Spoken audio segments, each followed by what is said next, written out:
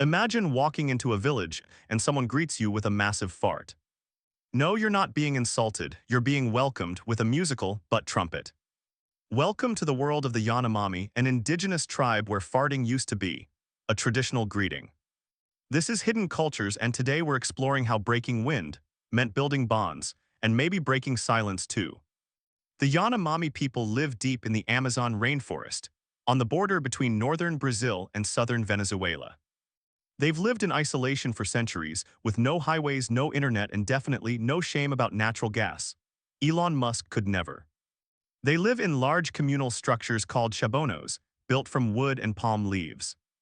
They share everything: food, fire, family, and apparently farts. It's like an Amazon Prime membership, but for methane. Yes, according to early reports by anthropologists, farting was once used by the Yanomami as a way of greeting outsiders. A toot wasn't rude, it was peaceful. It said, "Hey, I'm relaxed, I come in peace."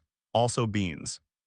This practice was more symbolic than frequent, but it's a perfect example of how cultural norms can surprise us. Because while you might excuse yourself after letting one rip, the Yanomami might say, "Ah, thank you. Nice to meet you too." Honestly, it's the only culture where a silent but deadly could be considered heartfelt. The Yanomami aren't the only ones turning body sounds into respect.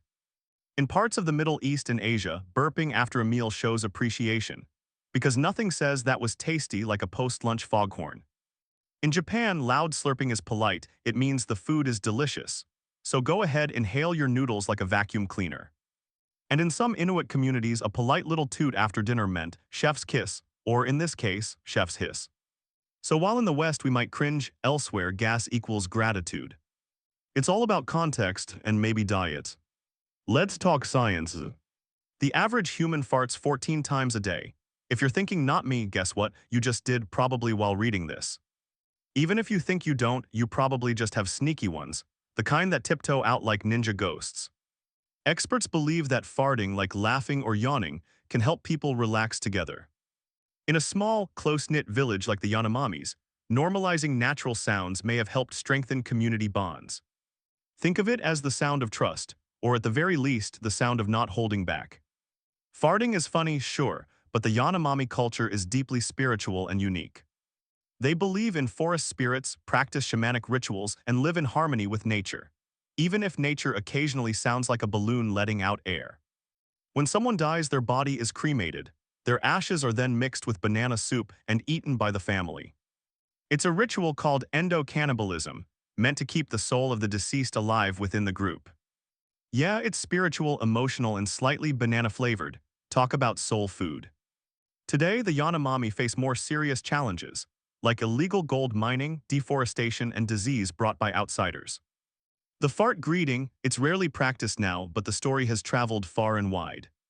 It become a fascinating example of how drastically different human cultures can be, and how what's considered rude in one place might be sacred or hilarious somewhere else.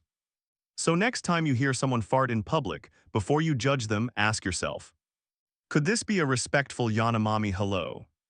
Probably not, but hey, it's fun to imagine, or at least blame your dog. Thanks for watching Hidden Cultures. If you enjoyed this story, don't forget to like, subscribe, and comment what's the weirdest tradition you would be okay adopting. We'll see you next time with a story even stranger than this one. Until then, stay curious and maybe hold your nose.